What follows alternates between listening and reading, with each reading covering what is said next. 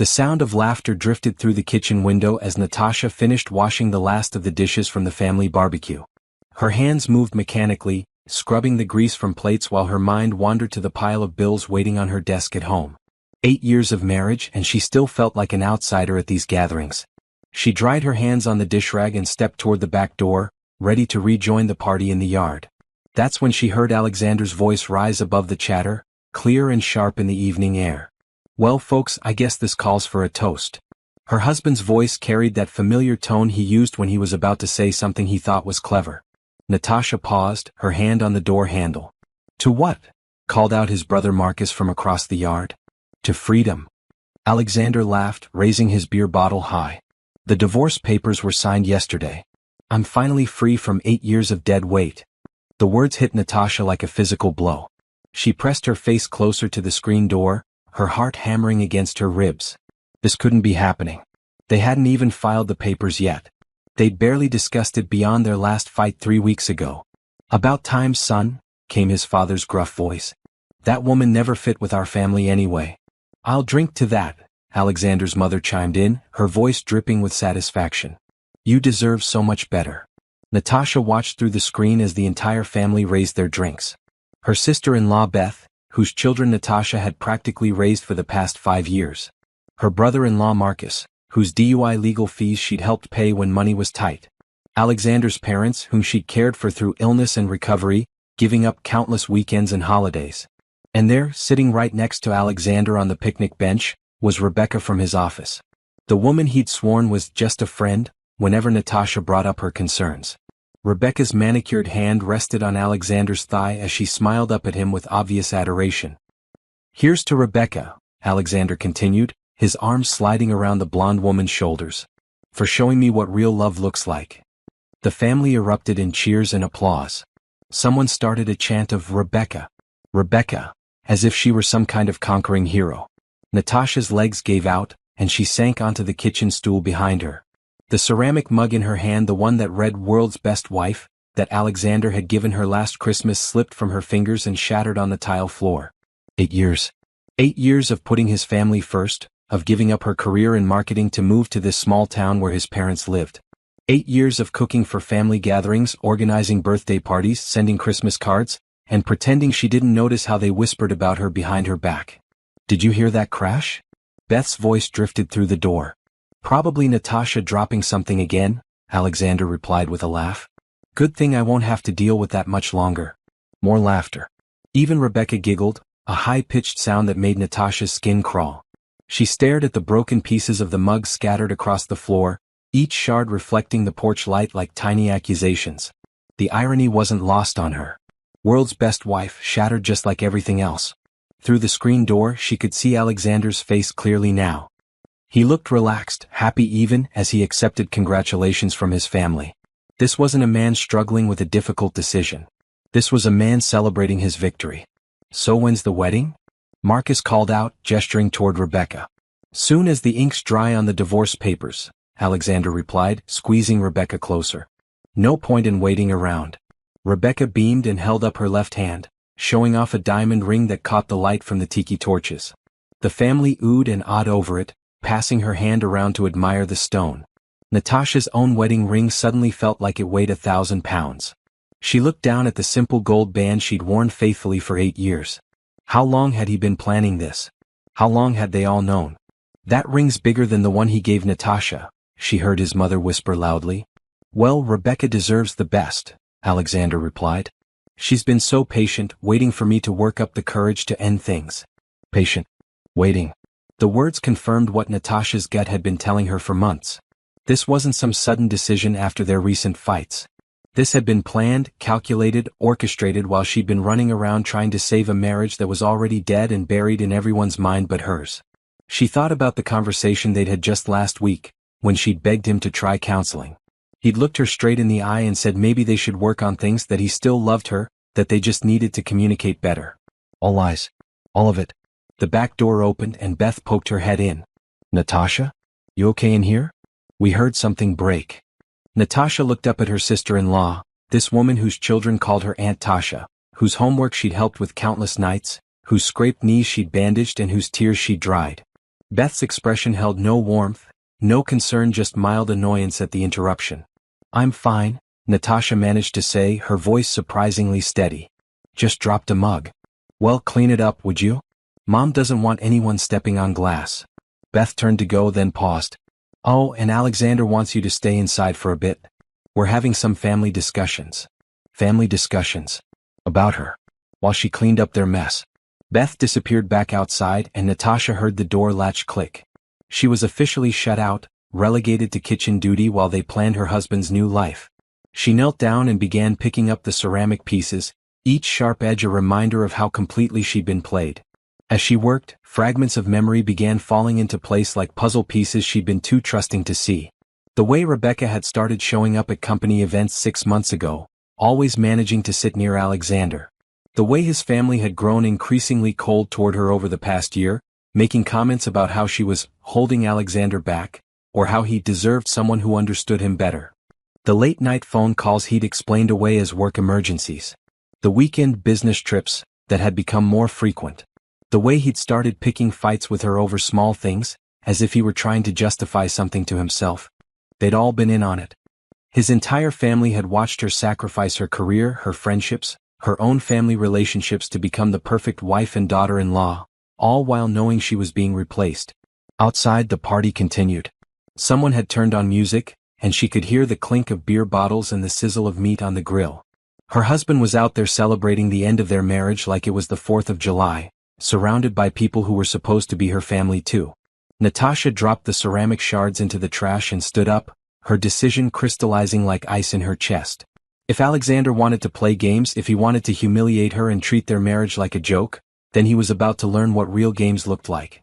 She'd given up everything for this family. Her career, her independence, her self-respect. She'd bent over backward to earn their acceptance, to prove she was worthy of their son and brother. But she was done begging for scraps of affection from people who'd never valued her in the first place. She was done being the good wife who cleaned up their messes and asked for nothing in return. Alexander thought he was so clever, planning his exit strategy while keeping her in the dark. He thought he could discard her like an old appliance and move on to his shiny new model without consequences. He was wrong. Natasha walked to the kitchen sink and stared at her reflection in the dark window. The woman looking back at her had been broken down, made small, taught to apologize for existing. But underneath the hurt and humiliation, something else was stirring to life. Rage. Pure, clean rage that burned away the fog of confusion and self-doubt she'd been living in. She slipped out the front door while the party continued in the backyard, walking to her car with quiet, measured steps. As she drove away from the house that had never felt like home, she could still hear the laughter carrying on the night air. Let them laugh. Let them celebrate. Let Alexander bask in his moment of triumph. Because Natasha Johnson was about to remind them all that she wasn't some helpless victim they could dispose of quietly. She was a woman who'd built a successful career before she'd sacrificed it all for love. She was smart, resourceful, and now she was motivated by something more powerful than heartbreak. She was motivated by justice. And Alexander had no idea what was coming for him. Natasha sat in her car in the parking lot of the 24-hour diner on Route 9, staring at her phone screen. The time read 11:47 p.m., but sleep was the furthest thing from her mind. Her hands shook slightly as she scrolled through her contacts, looking for a number she hadn't called in 3 years. Finally she found it. Patricia Williams, her former boss at Henderson Marketing in Chicago. The woman who'd called her the best account manager they'd ever had, right up until the day Natasha had turned in her resignation letter. She pressed call before she could lose her nerve. Natasha. Patricia's voice was groggy but immediately alert. My God, what time is it? Are you okay? I'm sorry for calling so late, Natasha said, her voice cracking slightly. I know it's been years, but I didn't know who else to call. Honey, what's wrong?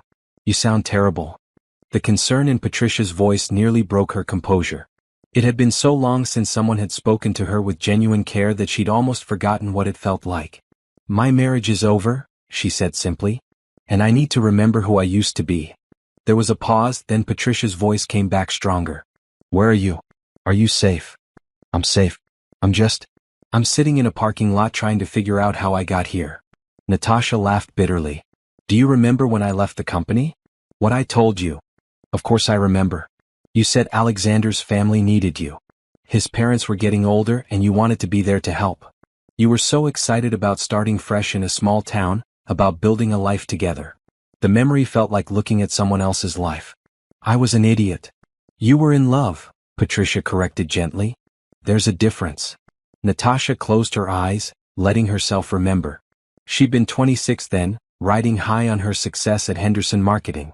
She'd just landed the Paramount Industries account, the biggest client acquisition in the company's history. Her salary had jumped to 6 figures, and she'd been in line for a promotion to senior account manager. Then she'd met Alexander at her college roommate's wedding. He'd been charming, attentive, different from the competitive men she usually dated in the city. He told her about his small hometown, about his aging parents who needed help, about his dream of taking over his father's hardware store and turning it into something bigger. I thought I was building something, she said into the phone. I thought we were partners. What happened, Natasha? The story spilled out of her then, 3 years of suppressed frustration pouring out in a torrent. How she'd moved to Millbrook, population 3,200, and discovered that Alexander's dream consisted mostly of complaining about his father's old-fashioned ways while doing nothing to actually change them. How his parents, Robert and Eleanor, had greeted her arrival with polite distance that had gradually shifted to outright coldness. How every suggestion she'd made for improving the hardware store had been dismissed as city nonsense. How she'd eventually stopped trying and had focused instead on making herself useful in other ways. I became their unpaid caretaker, she told Patricia. When Robert had his heart attack 2 years ago, I was the one who organized his care schedule, drove him to appointments, made sure he took his medications. When Eleanor broke her hip last year, I moved in with them for 6 weeks. What was Alexander doing during all this? Working, supposedly. Always working late, always too busy to help with his own parents. The irony wasn't lost on her now. I realize now he was probably with Rebecca. She told Patricia about Beth's children, how she'd become their de facto guardian whenever Beth needed a babysitter, which was constantly. About the family gatherings where she'd do all the cooking and cleaning while the rest of them sat around complaining about everything from the weather to the government. I kept thinking if I just tried harder, if I just proved how much I cared about the family, they'd accept me, she said. I gave up everything. My career, my friends, my apartment in Chicago.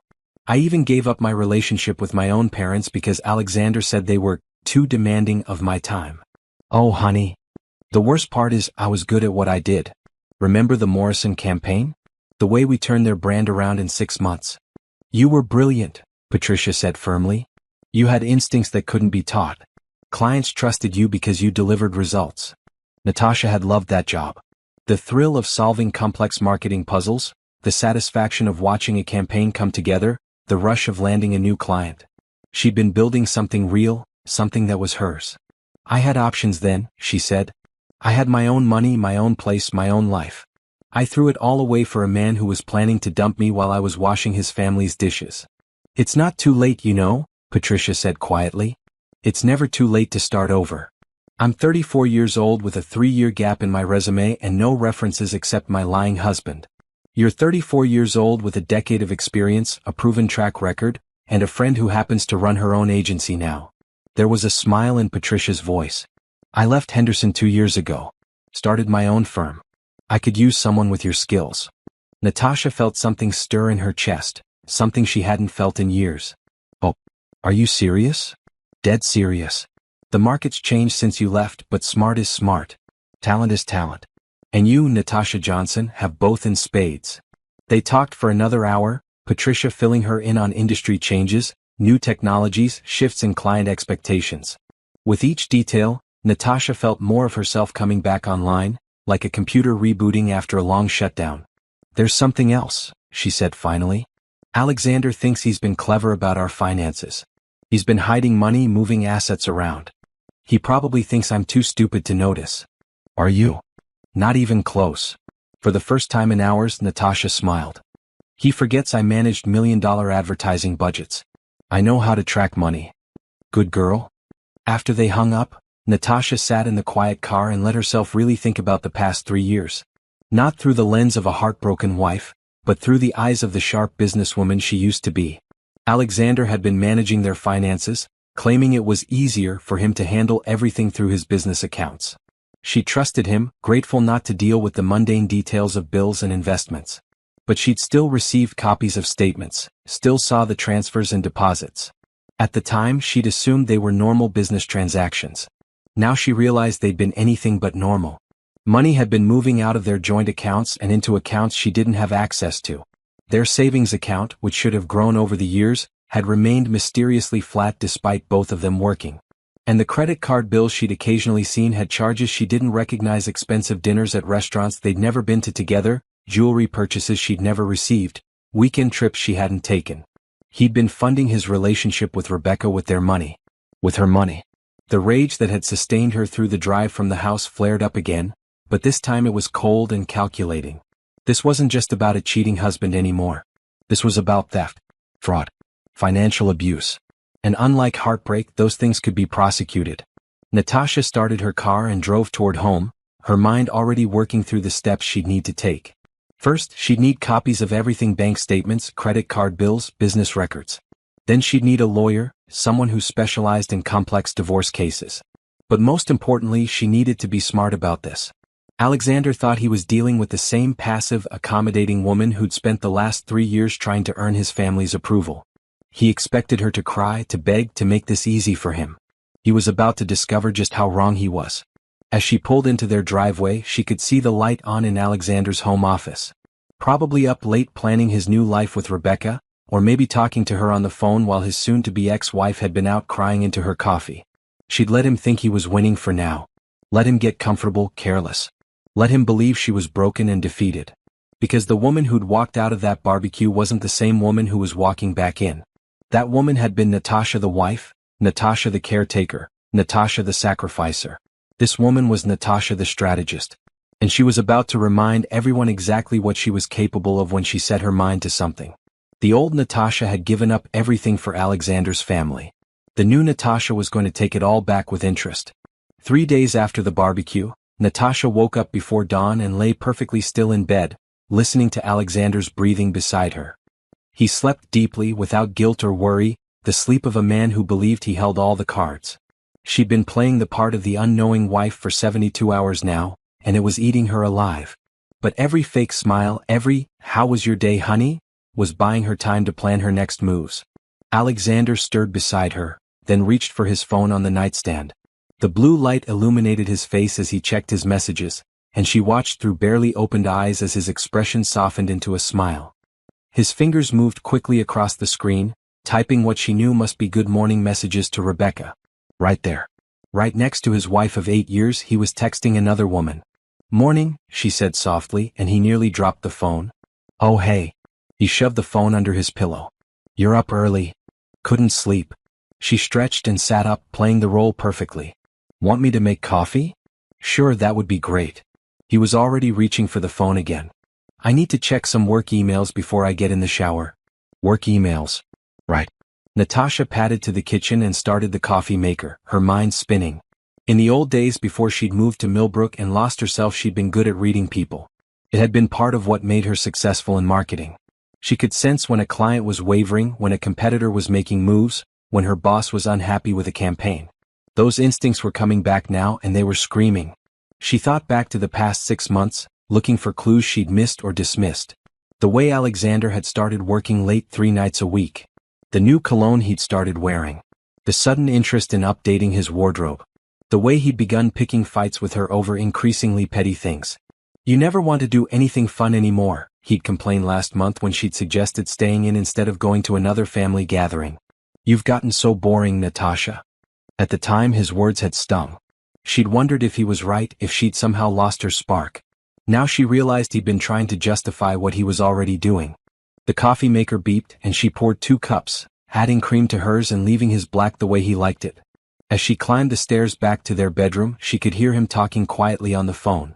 "Can't wait to see you either," he was saying. "Just a few more weeks and this will all be over." She paused outside the bedroom door, cup in each hand, listening. "I know it's hard, baby, but we have to be careful. Once the divorce is final, we can stop sneaking around." "Baby." He called Rebecca baby. "You're worth waiting for," he continued, his voice soft with affection. "I love you too." The words hit her like physical blows. "I love you too." When was the last time he'd said those words to her? Months? Years? She pushed open the bedroom door and Alexander quickly ended the call. "Work emergency?" she asked, handing him his coffee. Yeah, big order came in. Had to call the supplier. He took the cup without meeting her eyes. Thanks for the coffee. Of course. She sat on the edge of the bed, studying his face. You seem stressed lately. Is everything okay at the store? For just a moment, something flickered across his expression. Guilt? Discomfort? Then his face went blank again. Everything's fine. Just busy season, you know how it is. She knew how it was all right. She knew exactly how it was. I was thinking, she said carefully, maybe we should plan a trip somewhere. Just the two of us. We haven't had a real vacation in years. Alexander's face went tight. I can't leave the store right now. Too much going on. Even for a weekend? We could drive up to that cabin in Vermont we used to talk about. I said I can't, Natasha. His voice was sharp now, annoyed. Why can't you understand that I have responsibilities? There it was. The tone she'd been hearing more and more lately. Like she was a burden, an obstacle to his happiness. I was just trying to what? Add more pressure to my life. He stood up abruptly, coffee sloshing in his cup. I have enough stress without you nagging me about vacations. Nagging. That was a new word in his vocabulary. One she suspected he'd picked up from someone else. I'm not nagging, she said quietly. I'm trying to spend time with my husband. Well, maybe try understanding that your husband has more important things to deal with right now than your need for constant attention. The cruelty in his voice was breathtaking. This was the man she'd rearranged her entire life for, and he was speaking to her like she was a stranger he disliked. But instead of crying or getting angry, she found herself observing him with clinical detachment. This was a performance, she realized. He was picking a fight on purpose, trying to make her the bad guy so he could justify what he was doing. You're right, she said, surprising him. I'm sorry. I know you're under a lot of pressure. He blinked, clearly expecting her to fight back. Oh, well, good. I'll try to be more understanding. She smiled at him, and his confusion deepened. I love you, Alexander. The words nearly choked her, but she forced them out, because she needed to see his reaction. He flinched. Actually flinched like she'd slapped him. Yeah. Love you too, he mumbled, then practically fled to the bathroom. As soon as she heard the shower start, Natasha moved quickly. His phone was still under his pillow, and while she couldn't get past his lock screen, she could see the message notifications that had been piling up. 3 messages from R in the past hour. 1 from Dad, and 2 from Beth. But it was the R messages that made her stomach clench. The preview text showed just enough to confirm what she already knew. R, can't wait for tonight. I have a surprise for you. R, your wife has no idea, does she? Poor thing. R, after last night, I can't imagine how you stayed married to. The rest was cut off, but Natasha had seen enough. She put the phone back exactly where she'd found it and walked downstairs on shaky legs. In the kitchen, she gripped the counter and forced herself to breathe. Poor thing. Rebecca pitied her. They were laughing about her, sharing jokes about how clueless she was. The shower was still running upstairs. Alexander would be in there for at least 10 more minutes. He'd always been vain about his appearance, and lately he'd been taking even longer to get ready. She walked to his home office and tried the door.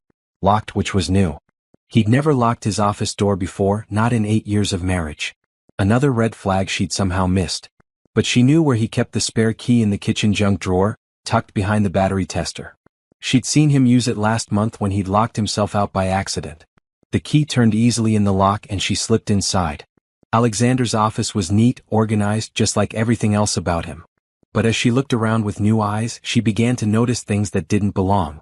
A bottle of expensive whiskey on the shelf that she'd never seen before. A framed photo of the company softball team, with Rebecca prominently featured in the front row.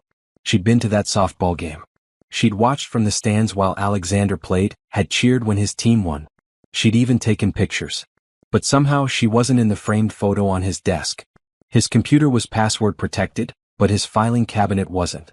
She pulled open the top drawer and found exactly what she was looking for. Bank statements, credit card bills, investment records. Her hands moved quickly, photographing each page with her phone. She'd go through them later when she had time to really analyze the numbers. But even at a glance, she could see transfers and charges that made no sense. A $2,000 charge at Tiffany & Company. She'd never received any jewelry from Tiffany. Multiple charges at Romano's, the upscale restaurant across town. She'd been asking Alexander to take her there for their anniversary for 3 years. He'd always said it was too expensive. Hotel charges. Lots of hotel charges, all local. Why would he need hotel rooms in his own town unless he was meeting someone there? The shower had stopped running upstairs. She quickly put everything back where she'd found it and slipped out of the office, locking the door behind her. By the time Alexander came downstairs, freshly showered and dressed in clothes that were definitely nicer than what he usually wore to work, she was back in the kitchen making breakfast. "Smells good," he said, but his tone was distracted. He was checking his phone again. "Just scrambled eggs and toast." She plated his food and set it in front of him. "What time will you be home tonight?" "Late. We're doing inventory at the store." Another lie. She could see it in his face, in the way he wouldn't meet her eyes. "I'll keep dinner warm for you," she said. He nodded absently, already focused on his phone again. "Thanks." As she watched him eat the breakfast she'd made while texting another woman, Natasha felt something cold and hard settle in her chest. This wasn't just an affair. This was systematic deception, financial fraud, and emotional abuse, all wrapped up in one neat package. Alexander thought he was so clever. He thought she was the same trusting wife who'd given up her career and moved to his hometown without question. He thought she was too naive, too dependent on him to fight back. He was wrong on all counts.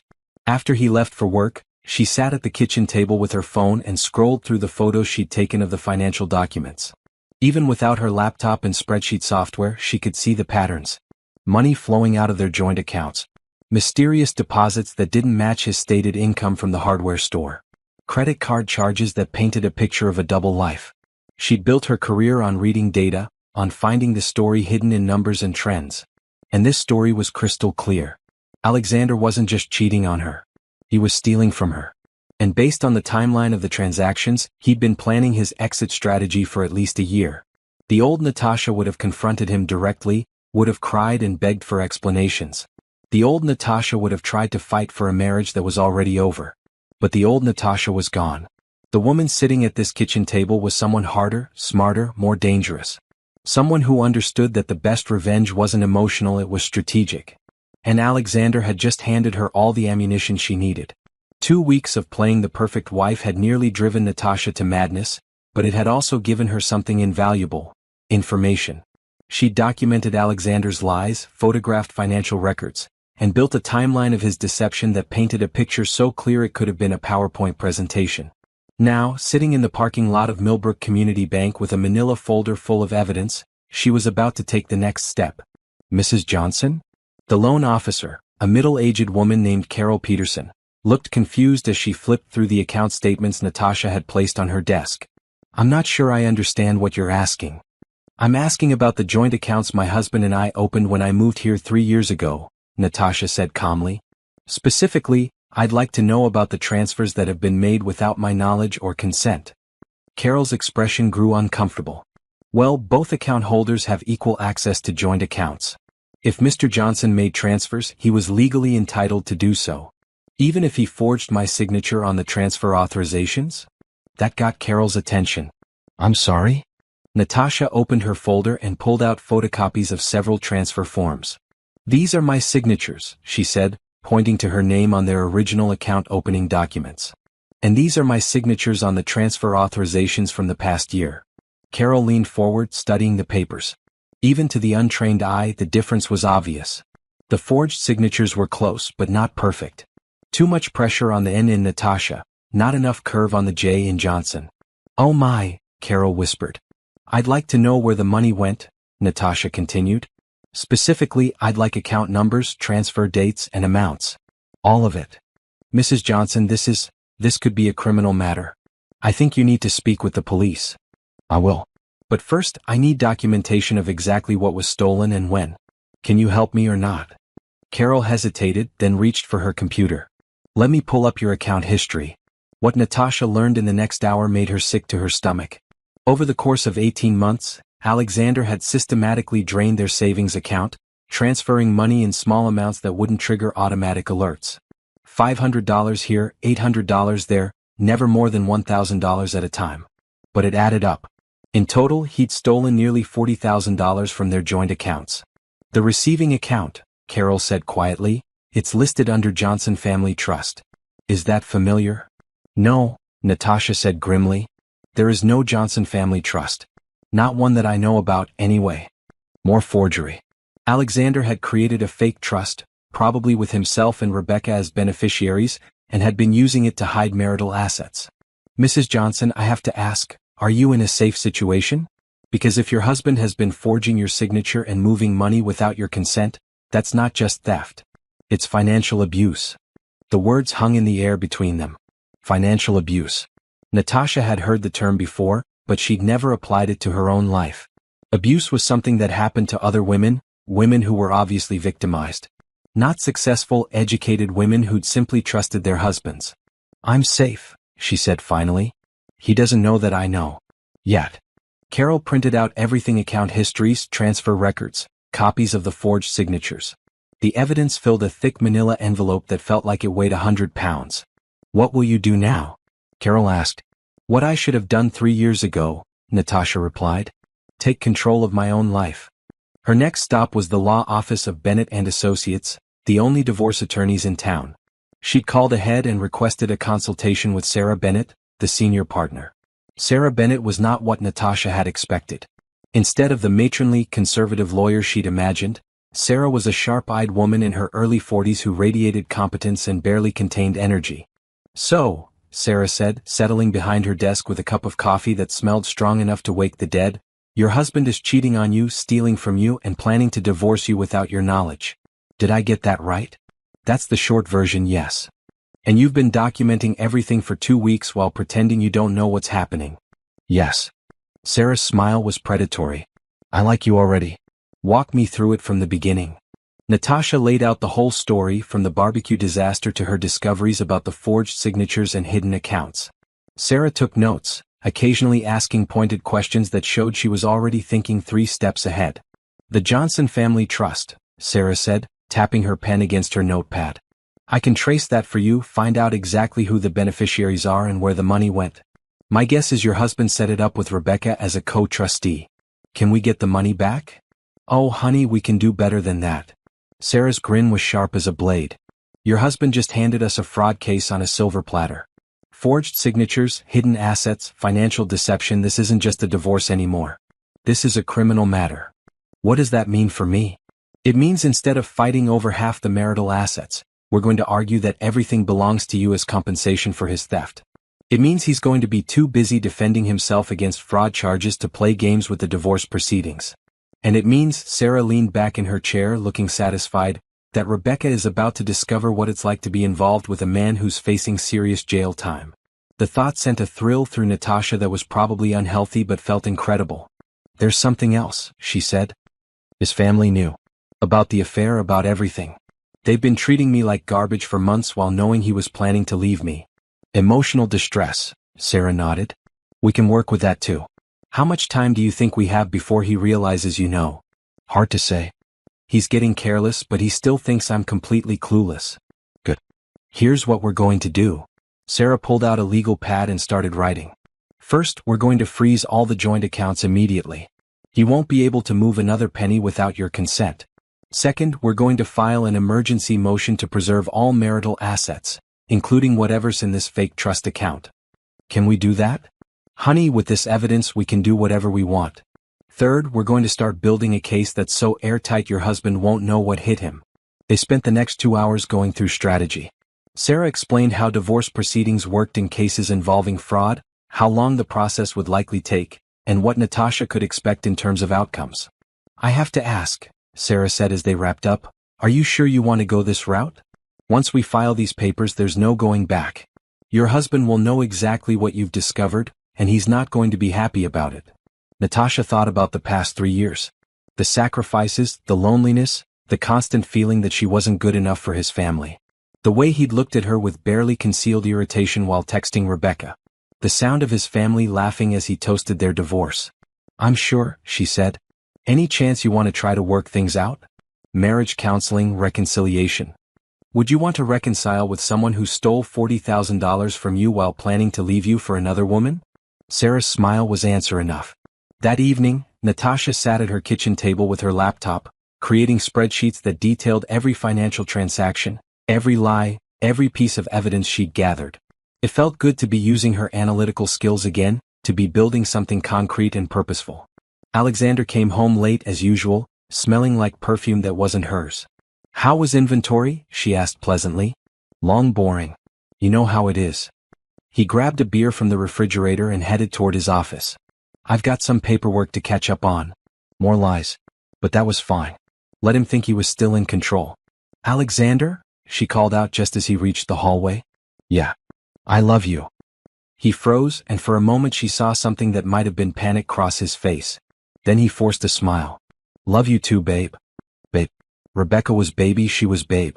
Even his pet names were recycled. As soon as his office door closed, she went back to her laptop. Sarah had given her homework: document everything, create a timeline, prepare for war.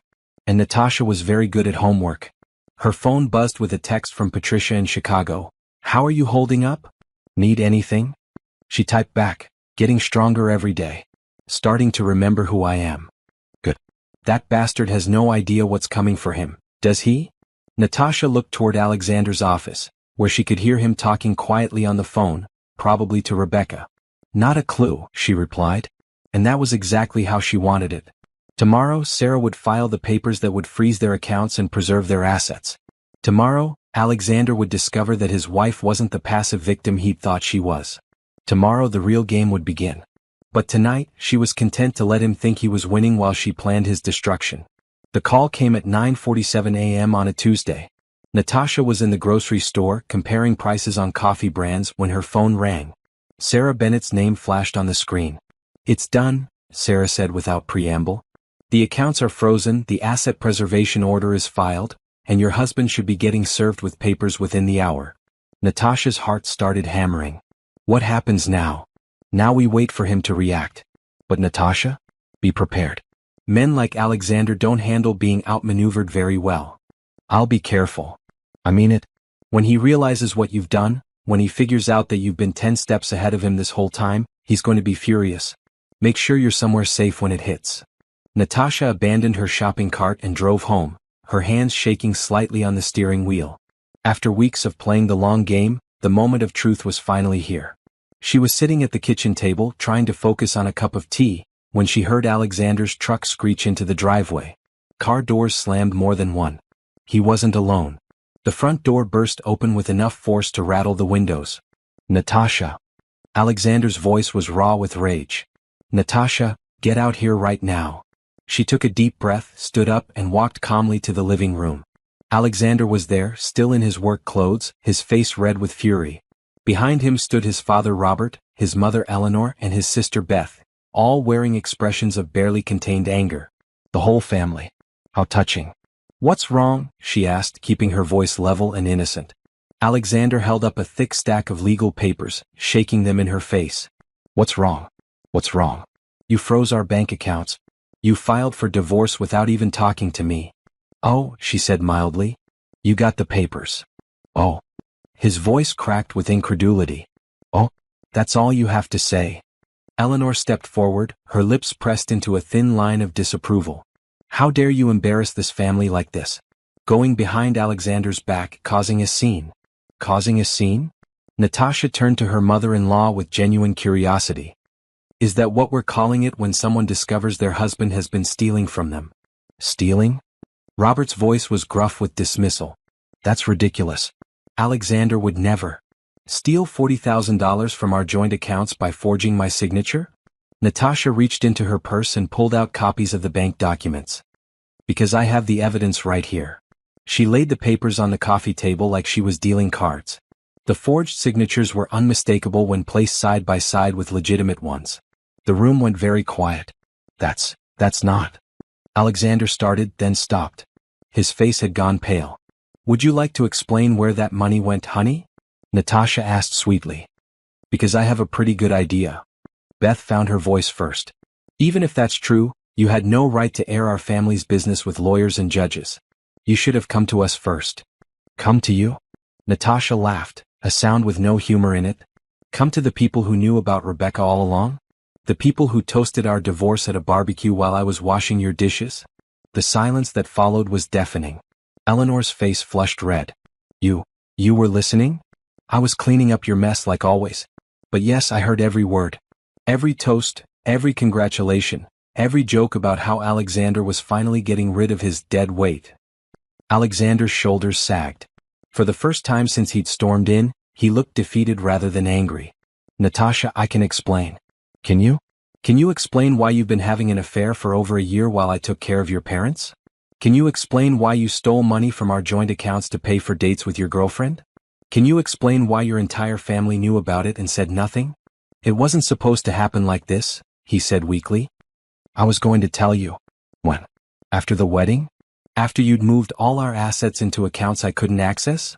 After you'd had your celebration barbecue? Robert stepped forward, his face hard. Now you listen here, young lady. I don't know what kind of game you think you're playing, but… Game? Natasha's voice rose for the first time. You think this is a game? I gave up my career for your son. I moved away from my family and friends to take care of you when you were sick. I raised Beth's children when she was too busy partying. I cooked your meals and cleaned your house and swallowed my pride every time you made it clear I wasn't good enough for your precious boy. She was standing now, 3 years of suppressed anger finally finding its voice. I did everything I could to earn your acceptance, to prove I was worthy of being part of this family. And all along you knew. You knew he was cheating on me and you cheered him on. We never meant for you to get hurt, Beth said, but her voice lacked conviction. Didn't you? Natasha looked around the room at their guilty faces. Because it sure seemed like you were enjoying yourselves at that barbecue. It sure seemed like you were happy to see me humiliated. Eleanor lifted her chin defiantly. Maybe we were. Maybe we were tired of watching our son settle for someone who clearly wasn't right for him. The words hit like a slap, but Natasha didn't flinch. She'd been expecting this. Someone who wasn't right for him, she repeated slowly. You mean someone who expected him to be faithful? Someone who expected honesty in marriage? Someone who expected him to give up his whole life for her career? Eleanor shot back. Someone who never really fit in here no matter how hard she tried. You're right, Natasha said, and her calm agreement seemed to surprise them. I never fit in here. I never understood how a family could watch someone sacrifice everything for them and then laugh when she got betrayed. I never understood how people could smile to someone's face while stabbing them in the back. She looked directly at Alexander. But mostly, I never understood how the man I loved could be so weak, so cowardly, that he'd let his family convince him to throw away 8 years of marriage instead of just being honest about what he wanted. Alexander's face crumpled. Natasha, please. It doesn't have to be like this. We can work something out, we can… Work something out? She picked up the divorce papers from the coffee table. You mean like the something you worked out with Rebecca? The something where you steal my money to pay for your affair while planning to divorce me without my knowledge? I never meant to hurt you. But you did. You hurt me in ways I didn't even know were possible. And worse than that, you made me complicit in my own humiliation by keeping me in the dark while everyone else knew the truth. She looked around the room one more time, taking in the faces of people she'd considered family for 3 years. I want all of you to know something, she said quietly. I'm not the same woman who moved to this town and tried so hard to please you. That woman is gone. The woman standing here now knows exactly what she's worth, and she's not going to settle for scraps of affection from people who never valued her anyway. Robert stepped forward, his face threatening. You think you can just waltz in here and destroy our family? You think we're going to let you get away with this? Let me? Natasha smiled, and it wasn't a nice smile. You don't have a choice in the matter. Your son committed fraud. He forged my signature and stole marital assets. That's not a family matter, that's a criminal matter. You wouldn't, Beth breathed. I already have. The district attorney's office received copies of all the evidence this morning. Alexander's face went white. You called the police? I called the authorities responsible for prosecuting financial crimes. What happens next depends on them. The room erupted in angry voices, all talking at once. Accusations, threats, demands that she be reasonable and think about the family. But Natasha just stood there watching them fall apart, feeling nothing but cold satisfaction. Finally, Alexander raised his voice above the chaos. Enough. The room fell silent. He looked at Natasha with something that might have been respect mixed with his fear. You planned this, he said. All of it. The questions about our accounts, the way you've been acting so normal these past few weeks.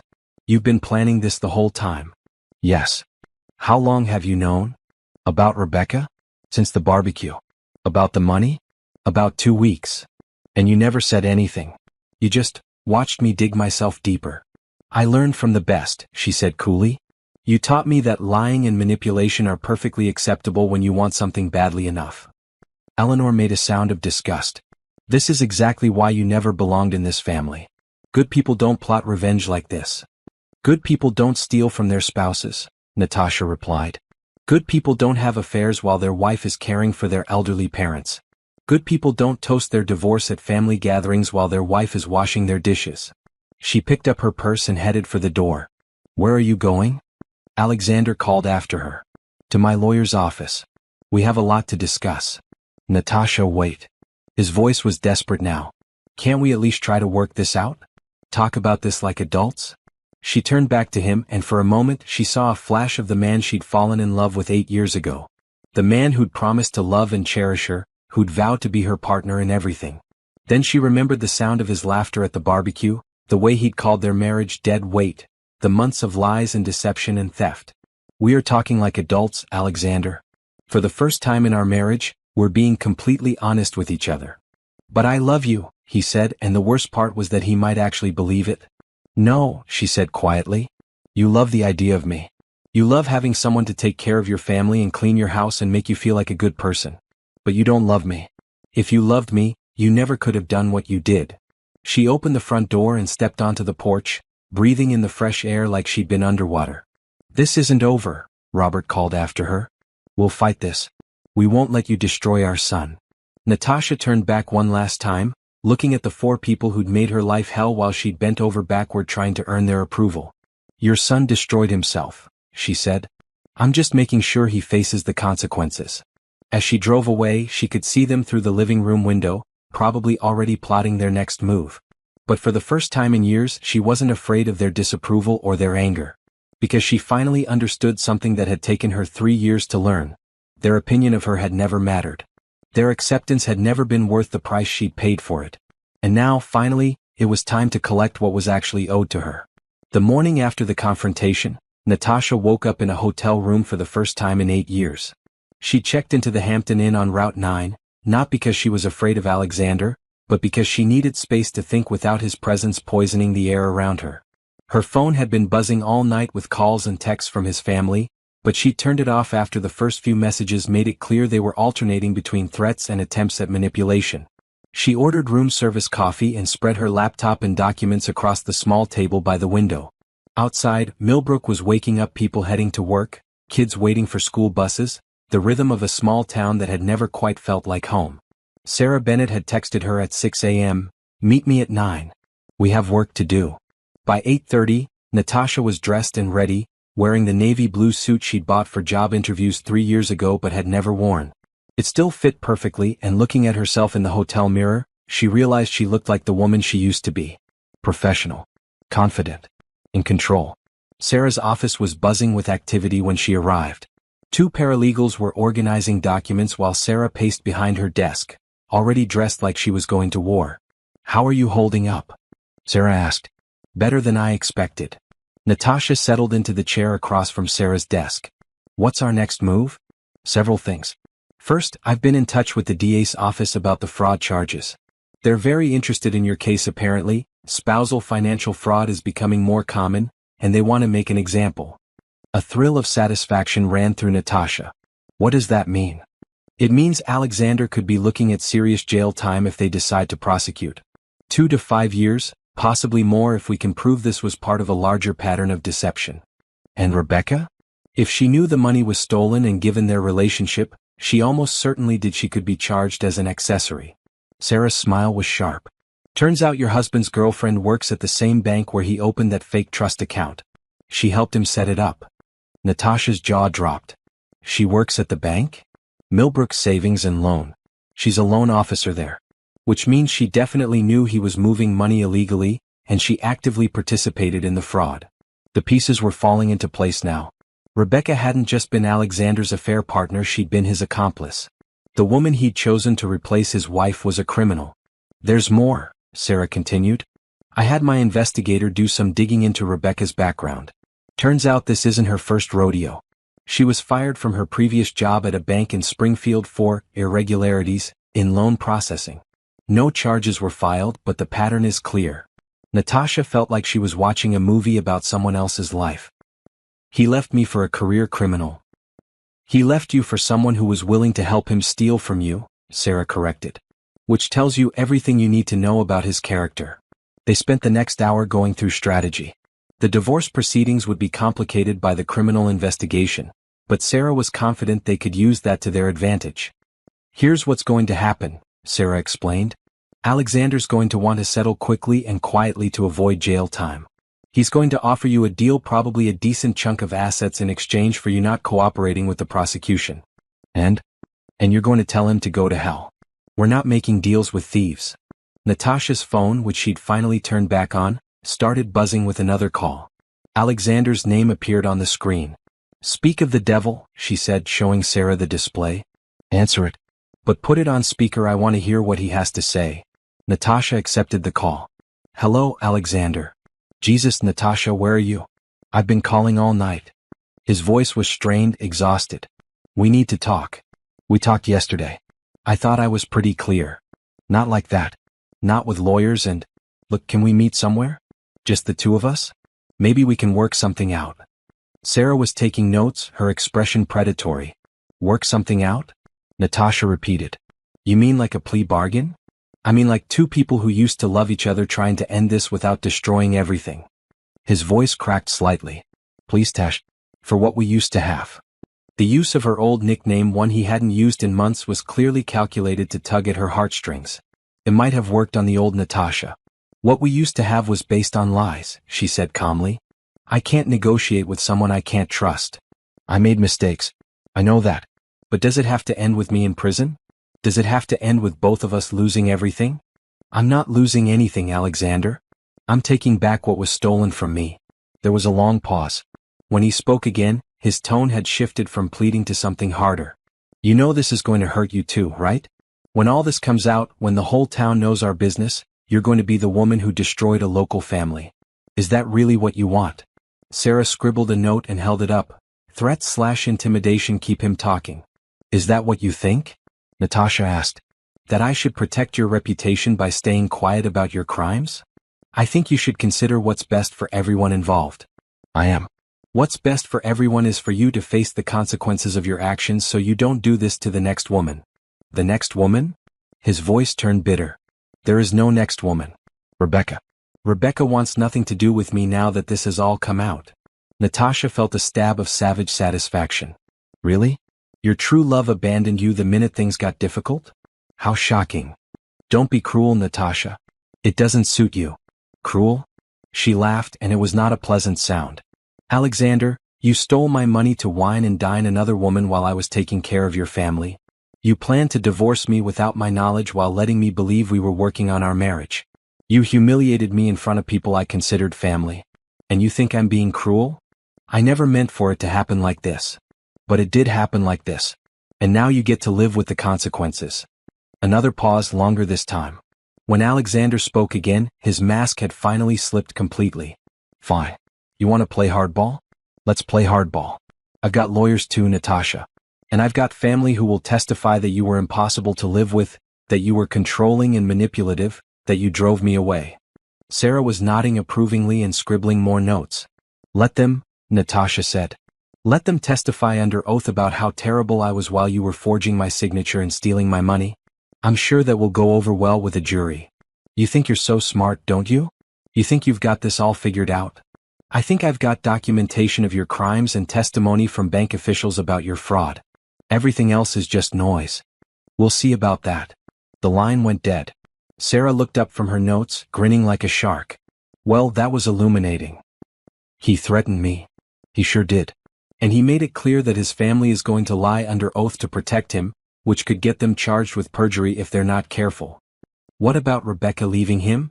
Rats fleeing a sinking ship, Sarah said with satisfaction. She probably figured out that being associated with him was going to destroy her career and possibly land her in jail. Smart move on her part, actually. So what happens now?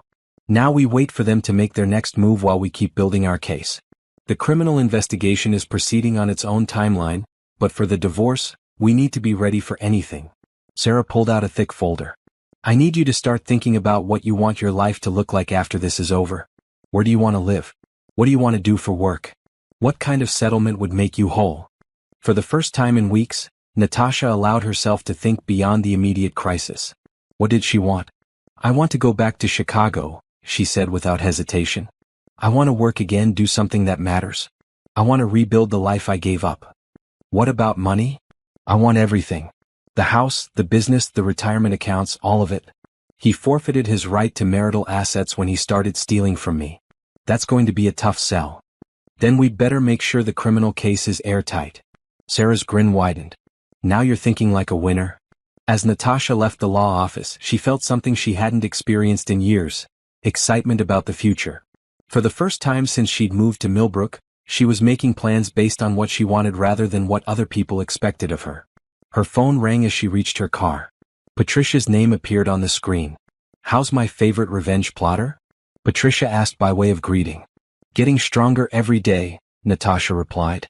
"And I think I'm ready to talk about that job offer." "I was hoping you'd say that. When can you start?" Natasha looked back at the law office, then out at the small town that had never felt like home. "As soon as I finish destroying my lying, stealing, cheating husband," she said. Patricia's laughter was music to her ears. The process server found Alexander at the hardware store on a busy Saturday morning, right in front of half the town's weekend shoppers. Natasha wasn't there to witness it, but Beth called her within an hour, screaming into the phone about public humiliation and family embarrassment. "How could you do this to us?" Beth shrieked. "Everyone saw him get served. Everyone knows our business now." Natasha was in her hotel room, reviewing job descriptions Patricia had sent her, when the call came. She put Beth on speaker and continued scrolling through marketing positions in Chicago. "Actually, Beth, everyone knows Alexander's business now. This has nothing to do with you." "Of course it has to do with me. He's my brother. This family has been respected in this town for generations, and now everyone knows your brother is a thief and a cheat. That must be embarrassing for you. You vindictive bitch." Natasha hung up and blocked Beth's number. She'd blocked Eleanor and Robert the day before, after they'd left increasingly hostile voicemails threatening to make her pay for what she was doing to their son. Her phone rang again immediately. This time it was Sarah. "I take it you heard about this morning's excitement," Sarah said cheerfully. Beth called to share her feelings about it. "I'll bet she did. Well, here's something that might cheer you up. The DA's office just called. They're formally charging Alexander with forgery, fraud, and theft. Rebecca's being charged as an accessory."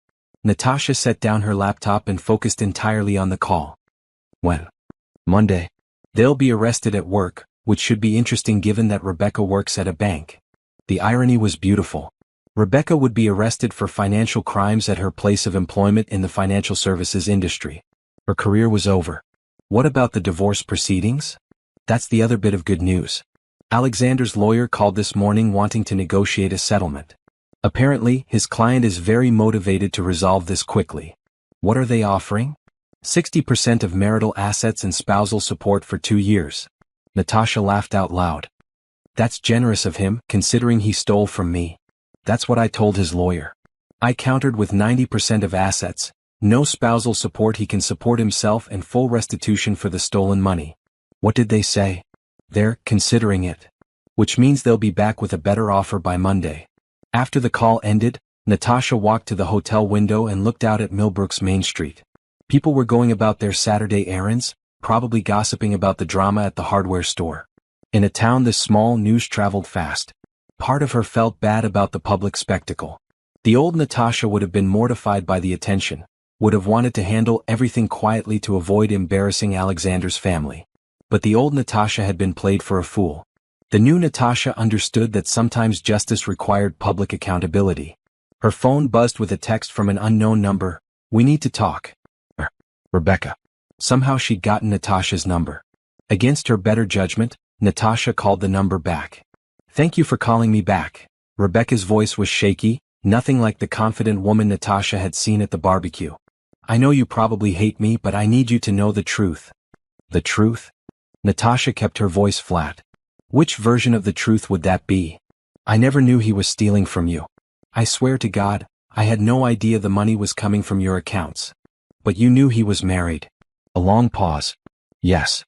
"And you knew he was lying to me about where he was and what he was doing." "Yes, but..." "And you worked at the bank where he set up the fake trust account." "That's why I'm calling." Rebecca's voice cracked. "I didn't know it was fake when I helped him set it up. He told me it was a legitimate trust for his family's estate planning. I never looked into the funding sources, I just processed the paperwork. Are you seriously calling me to claim you're another victim here? I'm calling because I'm scared, okay? Rebecca was crying now. I'm going to lose my job, maybe go to prison, and for what? For a man who dumped me the second this all came out. There it was. Alexander had abandoned Rebecca just like he tried to abandon Natasha. The difference was that Rebecca had been his willing accomplice. I can't help you, Natasha said. Even if I wanted to. You could tell the prosecutor that I was manipulated, that I didn't know what was really happening. But you did know. You knew he was married, you knew he was lying to his wife, and you chose to be part of it. The fact that you didn't ask questions about where the money was coming from doesn't make you innocent, it makes you willfully blind. Please, Rebecca whispered. I made mistakes, but I don't deserve to have my whole life destroyed. Neither did I, Natasha replied. But that didn't stop you from helping Alexander try to destroy it anyway. She hung up and immediately blocked Rebecca's number. An hour later, her phone rang again. This time it was Alexander himself. I know you probably don't want to talk to me, he said, his voice rough like he'd been crying. But I'm begging you. Please don't let this go to trial. Why not? Because it'll destroy everyone. Rebecca, my parents, Beth, they'll all get dragged through this. The whole town will know every detail of our private business. Should have thought of that before you committed fraud. I know I screwed up.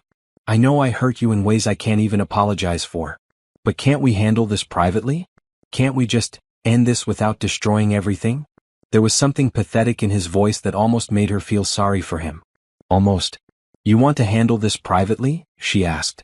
The way you handled our marriage privately while you were stealing from me and sleeping with another woman?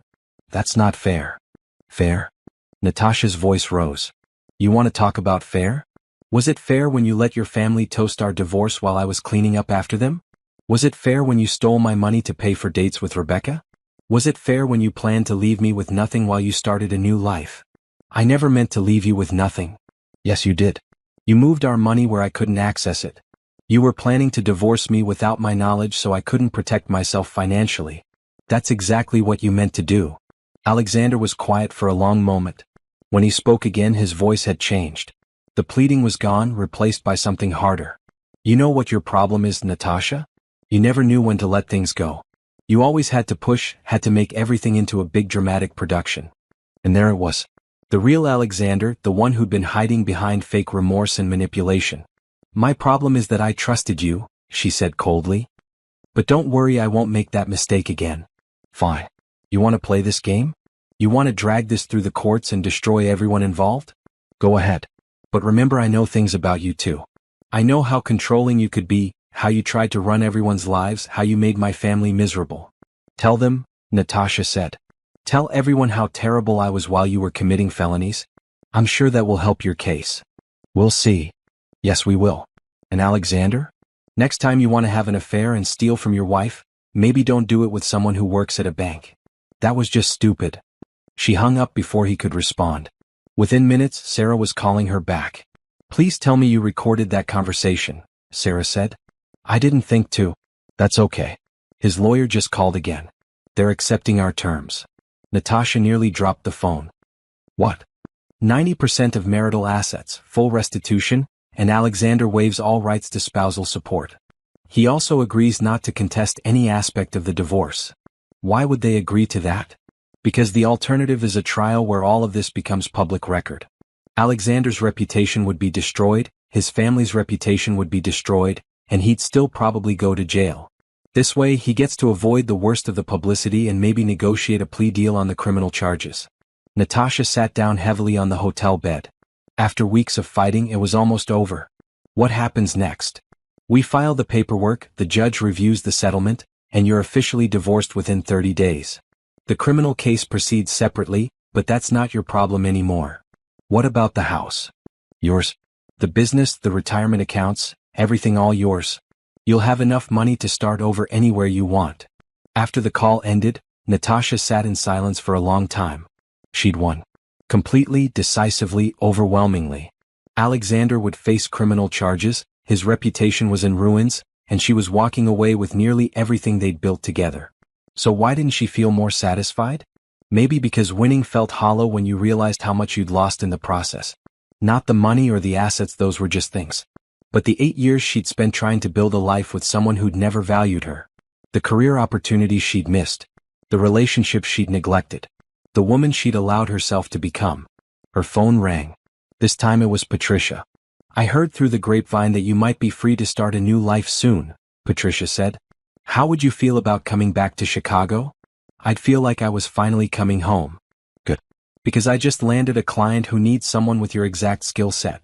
International marketing, high-profile accounts, starting salary higher than what you were making when you left." Natasha closed her eyes and let herself imagine it. A real job again. Challenges that would stretch her mind. Colleagues who respected her abilities. A life that was entirely her own. "When do I start?" "Whenever you're ready. The client is flexible on timing." "I'll be ready soon," Natasha said. Very soon. That night she started making lists. Things to pack, things to sell, things to leave behind. By morning, she had a plan for her exit from Millbrook that was as thorough and strategic as her legal victory had been. Alexander thought he could destroy her quietly and move on to his new life. Instead, he'd given her exactly what she needed to rebuild herself stronger than before. Sometimes the best revenge wasn't just winning, it was winning so completely that your opponent finally understood what they'd lost. The criminal trial began on a cold Monday morning in November. Natasha sat in the gallery watching Alexander and Rebecca at the defendant's table, looking like strangers who'd accidentally ended up in the wrong courtroom. 3 months had passed since the divorce was finalized. 3 months since she'd walked away from Millbrook with more money than she'd ever had in her life and a job offer that had restored her faith in her own abilities. She didn't have to be there. The criminal case was the state's responsibility now, and her part was done. But she'd driven down from Chicago anyway, taking a personal day from her new position at Morrison & Associates, because she needed to see this through to the end. The prosecution calls Natasha Johnson to the stand. She'd been dreading this moment and looking forward to it in equal measure. As she walked to the witness stand, she could feel Alexander watching her, but she didn't look in his direction. The prosecutor, a sharp woman named Jessica Chin, led her through the timeline of events. The barbecue discovery, the investigation into their finances, the pattern of forged signatures and stolen money. "Mrs. Johnson, can you describe your financial situation when you discovered these transactions?" "I had no access to our savings account, which had been emptied without my knowledge. Credit cards I didn't know existed had been opened in my name. Our retirement accounts had been depleted. If I hadn't discovered what was happening, I would have been left with nothing." "And you had no knowledge of these transactions?" "None. I trusted my husband to handle our finances honestly." Alexander's lawyer, a tired-looking man named Peterson, tried to paint her as a controlling wife who'd driven her husband to desperate measures. But the evidence was too clear, the documentation too thorough. "Isn't it true, Mrs. Johnson, that you were difficult to live with? That you made unreasonable demands on your husband's time and attention?" "I made the same demands any wife would make," Natasha replied calmly. "Honesty, fidelity, and basic respect. If those are unreasonable, then yes, I was unreasonable. But you acknowledge that your marriage had problems. Every marriage has problems.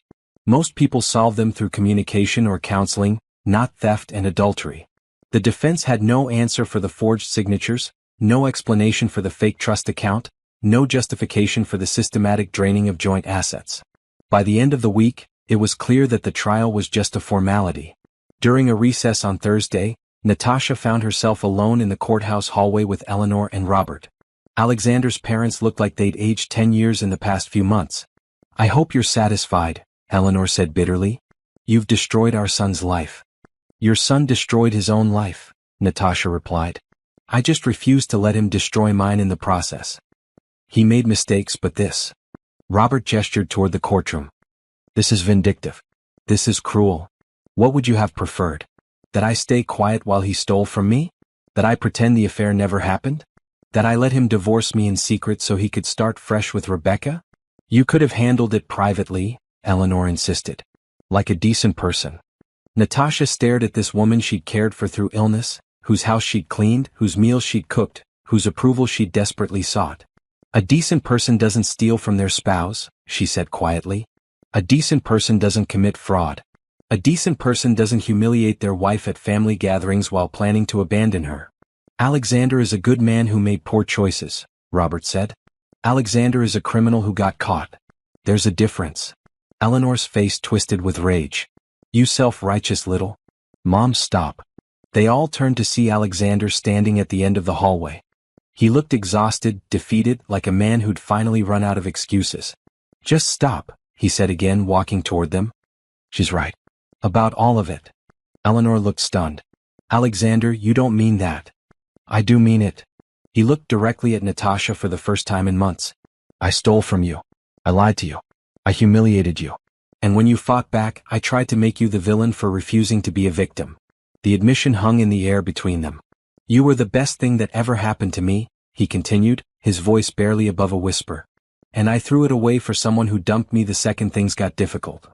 Natasha felt nothing. No satisfaction, no vindication, no leftover love. Just emptiness where her feelings for him used to be.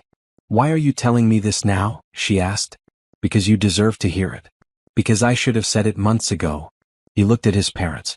"Because they need to hear it too." Robert made a sound of disgust. "This is what she's done to you. She's made you weak." "No, Dad. She made me honest. For the first time in our marriage, I'm being completely honest." Eleanor started to say something, but Alexander cut her off. "You want to know what really happened? I'll tell you what really happened. I met someone who made me feel important, who told me I deserved better than my boring wife and my small-town life. I convinced myself that Natasha was holding me back, that I'd be happier without her." He looked at Natasha again. "But the truth is, you were never holding me back. You were holding me up. You were making me better than I actually am. And I was too stupid and selfish to realize it." "Alexander," Eleanor said weakly. "Rebecca used me," he continued. "She helped me steal from my wife because she wanted the money. She told me she loved me because she wanted a comfortable life. And the second I got arrested, she vanished." The hallway was completely silent except for the distant sounds of the courthouse footsteps, muffled conversations, the ring of telephones. "I'm going to prison," Alexander said matter-of-factly. "Probably for 3 years, maybe more. My business is gone, my reputation is destroyed, and I've lost the only woman who ever really loved me." Natasha felt a stab of something that might have been pity, but it passed quickly. "I'm sorry that happened to you," she said. "But you made those choices, Alexander. Every single one of them." "I know." He nodded slowly. "I just wanted you to know that I know. I wanted you to know that you were right about everything." A bailiff appeared at the end of the hallway. "Court's reconvening in 5 minutes." As they walked back toward the courtroom, Eleanor grabbed Natasha's arm. "Please," she whispered. "Isn't there something you can do? Some way to help him?" Natasha gently removed Eleanor's hand from her arm. "I did everything I could to help him," she said. "For 8 years I did everything I could. Now it's time for him to help himself." The jury deliberated for less than 2 hours. Guilty on all counts. Alexander was sentenced to 4 years in prison. Rebecca got 2 years and lost her banking license permanently. As the courtroom cleared out, Natasha gathered her things slowly. It was over. Really, truly over. She was walking toward the exit when someone called her name. She turned to see a young woman approaching mid-20s, nervous, clearly wanting to talk. "Mrs. Johnson? I'm sorry to bother you, but I'm Amanda Walsh from the Tribune.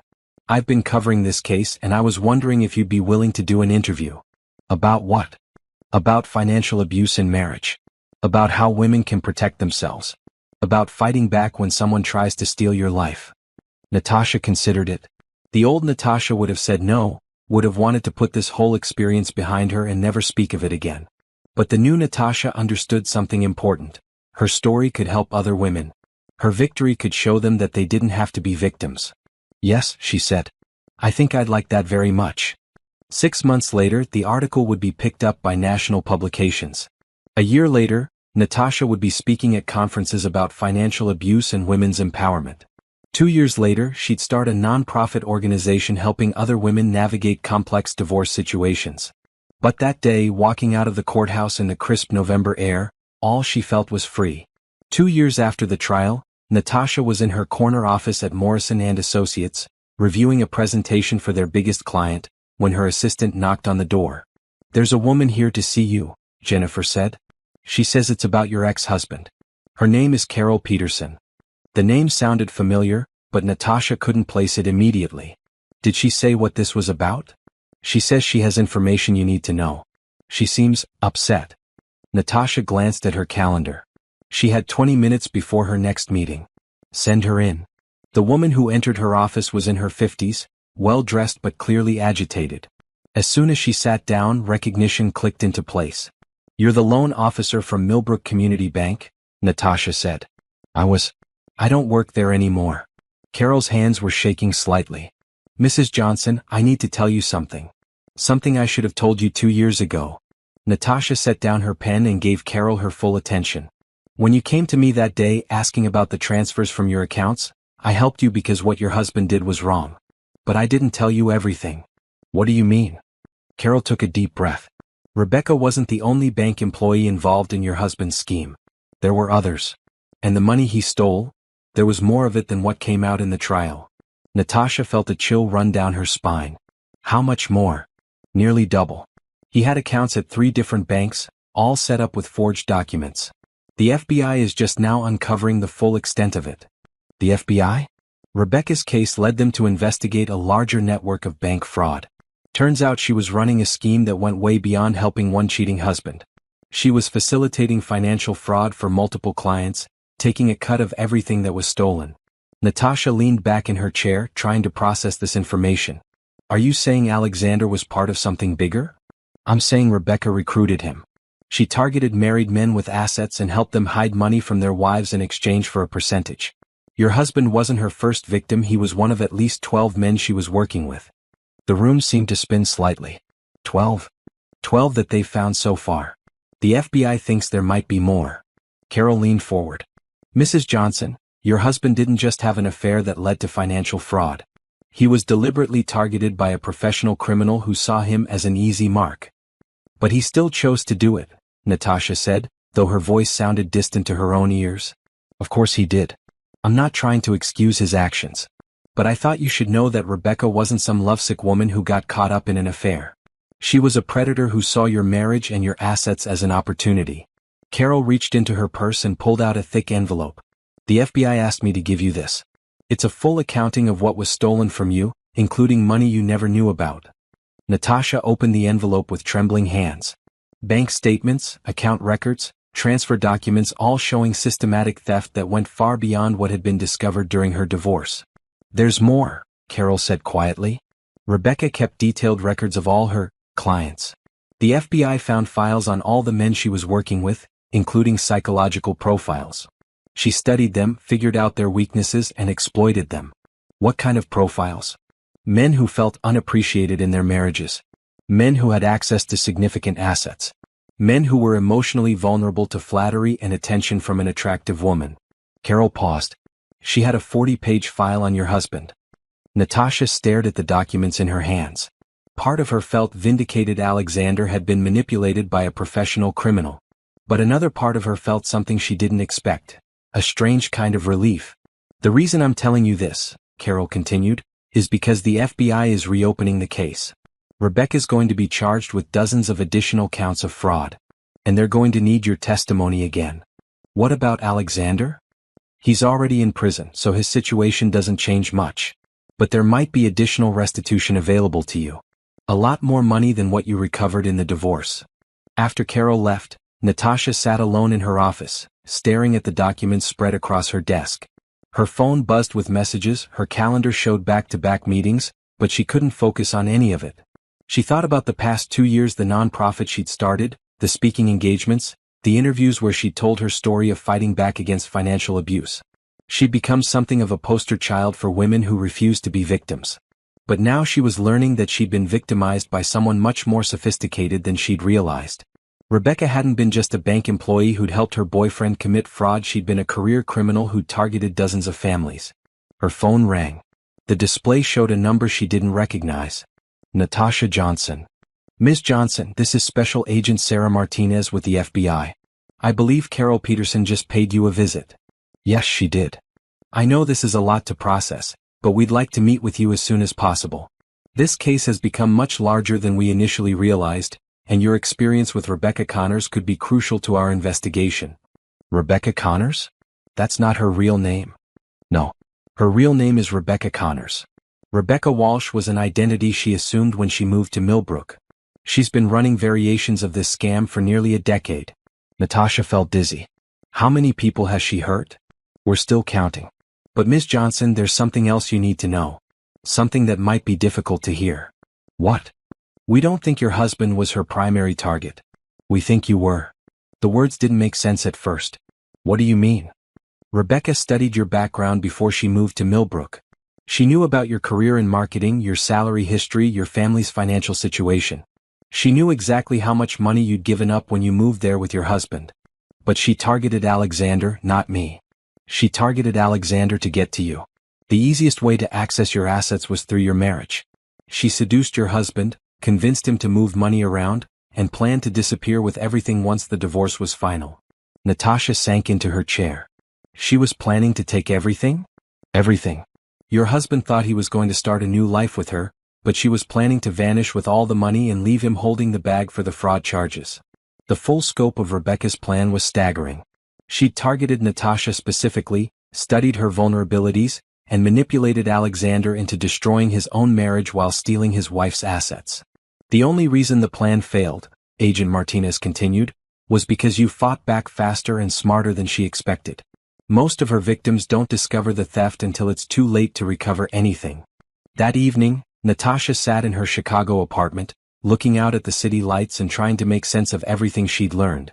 Her phone had been ringing all day. Reporters who'd somehow gotten wind of the expanded investigation, lawyers involved in the new cases, advocates who wanted her perspective on the larger implications. But the call she was waiting for came just after 9 p.m. Natasha? It's Patricia. I heard about what happened today. Are you okay? I don't know, Natasha said honestly. I thought I understood what happened to me. I thought I had the whole story. Does this change anything for you? Natasha considered the question. Did it change anything to know that Alexander had been systematically manipulated by a professional criminal? Did it change anything to know that she'd been the real target all along? It doesn't change what he did, she said finally. He still chose to lie to me, steal from me, humiliate me.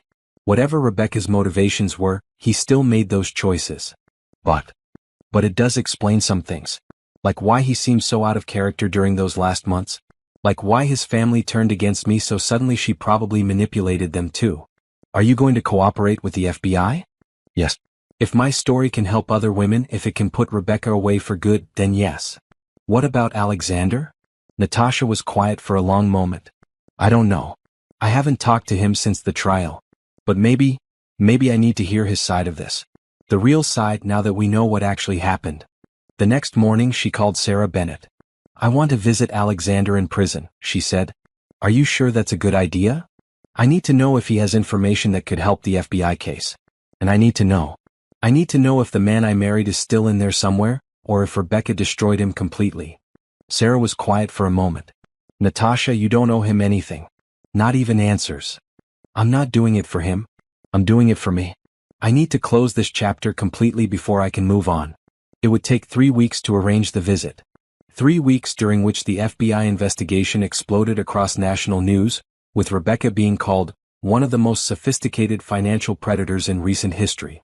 3 weeks during which Natasha had to decide what she would say to the man who'd been her husband, her betrayer, and now, apparently, a fellow victim of the same criminal. The truth, it turned out, was more complicated than anyone had imagined.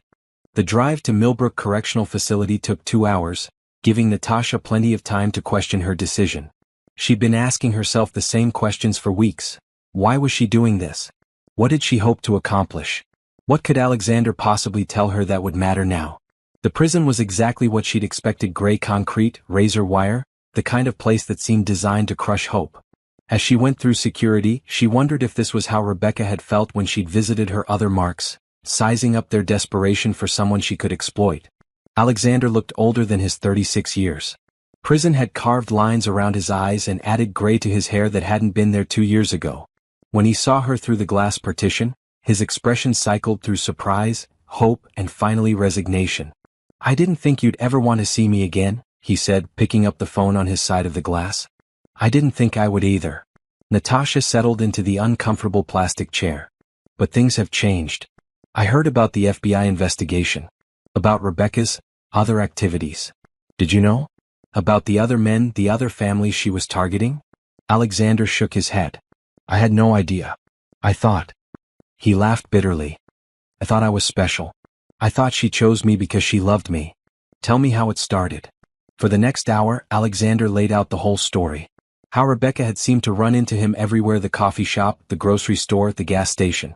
How she'd struck up conversations about his work, his family, his frustrations with small-town life. She made me feel important, he said. Like I was this successful businessman who deserved better than what I had. She'd listen to me complain about the hardware store, about my parents, about... He stopped. About me? Yeah. About you. He met her eyes through the glass. She'd ask leading questions, get me to talk about our problems. Then she'd tell me I deserved someone who understood me better. What problems, Alexander? Because I've been thinking about it for 2 years, and I still don't understand what I did wrong. You didn't do anything wrong. His voice was flat, tired. That's what I finally figured out in here. You were perfect. You gave up everything for me and my family, and I convinced myself that was somehow a burden instead of a gift. But why? What made you so willing to believe her? Alexander was quiet for a long time, staring at his hands. When he spoke again, his voice was barely audible.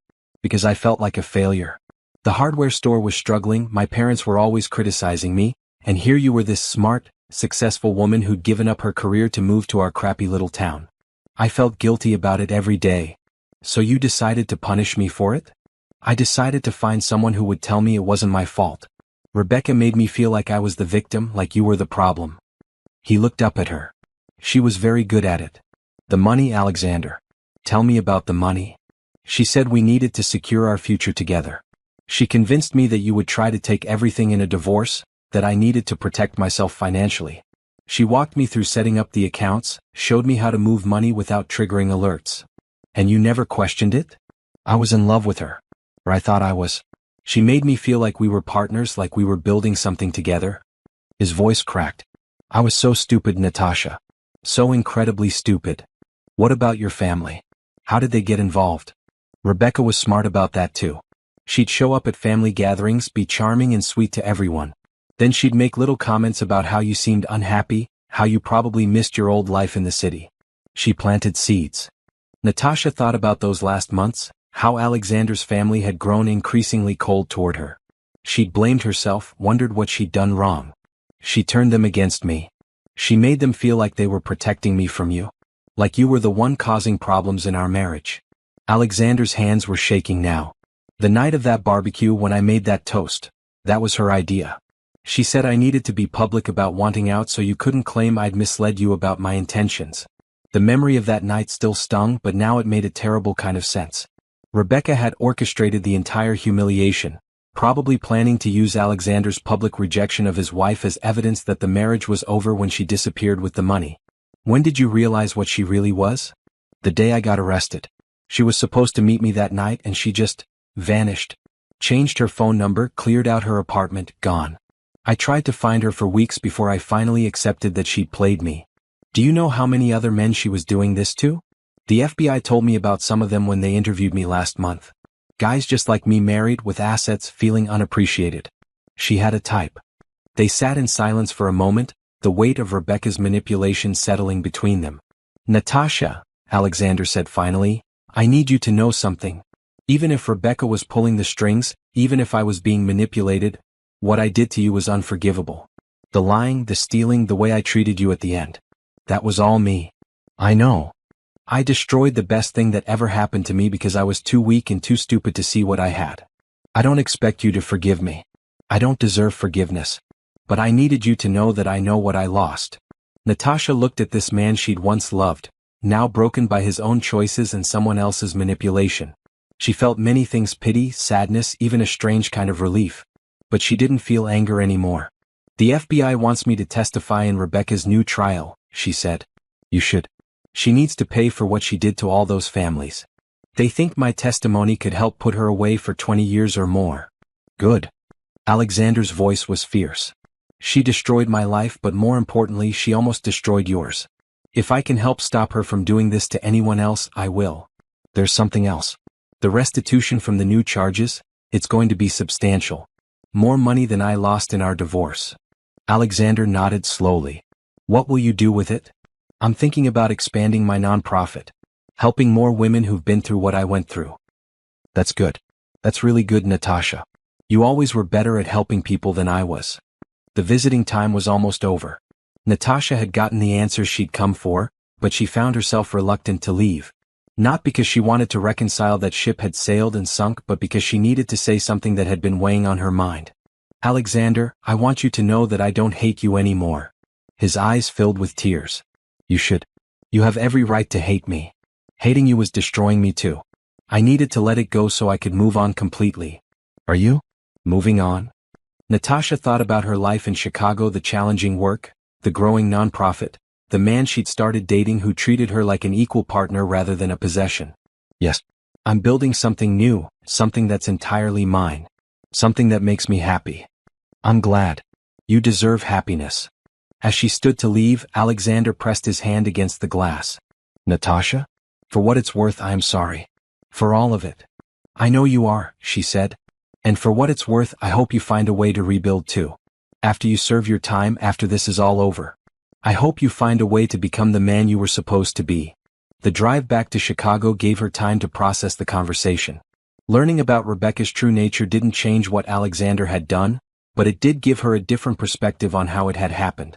He'd been vulnerable, insecure, and stupid, but he'd also been systematically manipulated by a professional predator. It didn't excuse his choices, but it helped her understand them. 6 months later, Natasha stood in a federal courtroom in Springfield, raising her right hand to be sworn in as a witness in United States versus Rebecca Connors. The defendant looked nothing like the confident woman who'd sat beside Alexander at that barbecue 3 years ago. Prison had been hard on Rebecca too. Natasha's testimony was clear, detailed, and devastating.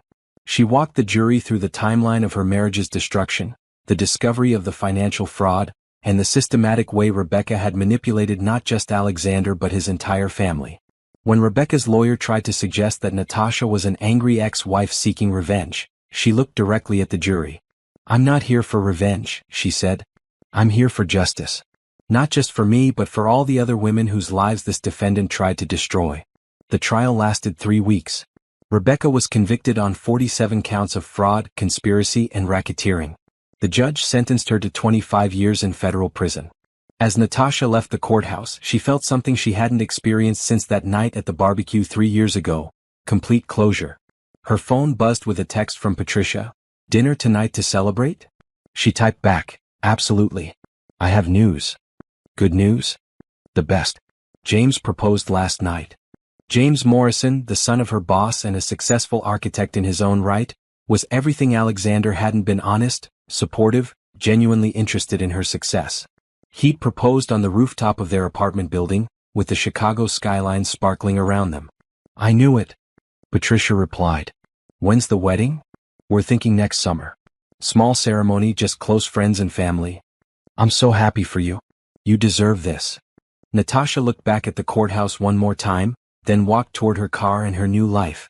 She'd lost 8 years to a man who'd never deserved her, but she'd gained something invaluable in return: the knowledge of her own strength. 3 years ago, she'd been a woman who defined herself through other people's expectations. Today she was a woman who knew exactly who she was and what she was worth. Alexander had tried to destroy her and had destroyed himself instead.